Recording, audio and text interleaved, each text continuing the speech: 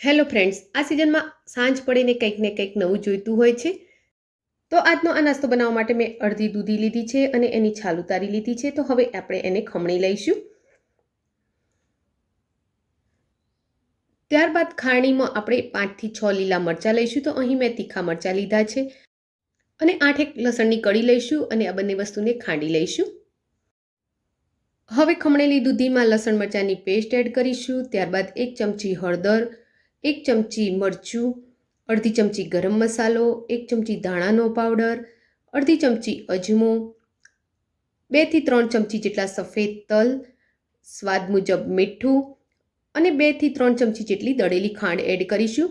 હવે એમાં ખટાશ માટે 4 ચમચી જેટલું દહીં એડ કરીશું. તો દહીં જે પ્રમાણે ખાટું હોય એ પ્રમાણે એડ કરવું અને મોટા 1 ચમચા જેટલું આપણે આમાં તેલ એડ કરી લઈશું.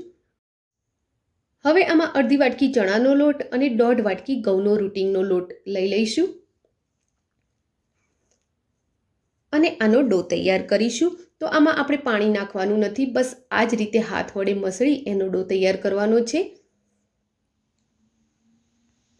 દૂધી છે એટલે પાણી છૂટશે, એનાથી જ ડો તૈયાર થઈ જશે. જરૂર લાગે તો આપણે આમાં બીજો લોટ એડ કરવો પડશે, પણ પાણી એડ કરવાની બિલકુલ જરૂર નથી.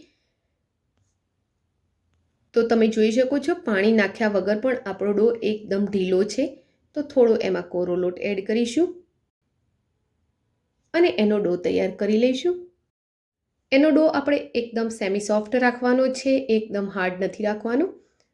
તો બસ આ રીતનો ડો એનો રેડી કરીશું. હવે ઉપરથી 1 ચમચી જેટલું તેલ રેડીશું અને એને બરોબર હાથ વડે મસળી લઈશું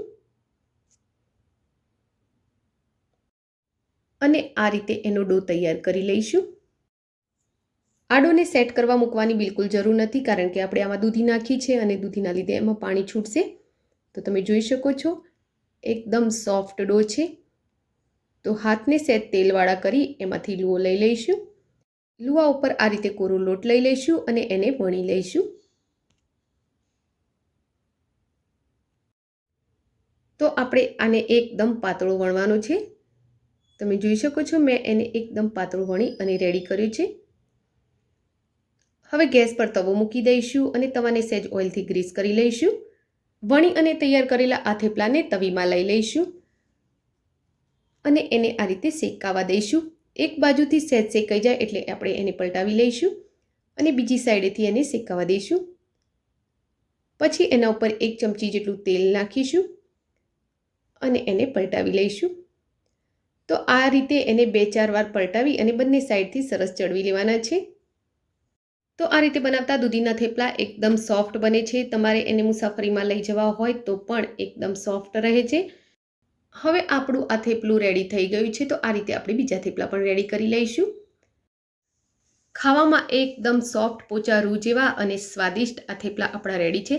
મેં એને દહીં અને લસણની ચટણી સાથે સર્વ કર્યા છે. તો ફ્રેન્ડ્સ, તમે મારા વિડીયોને આટલે સુધી જોઈ મને સપોર્ટ કર્યો જ છે, તો એક સપોર્ટ બીજો પણ કરતા જાઓ. ચેનલને સબસ્ક્રાઈબ કરો અને વિડીયોને લાઇક કરો અને કોમેન્ટ બોક્સમાં એક મીઠી એવી કોમેન્ટ જરૂરથી લખો, જેથી કરી મને મોટિવેશન મળતું રહે. Thank you for watching my video. જય શ્રી કૃષ્ણ.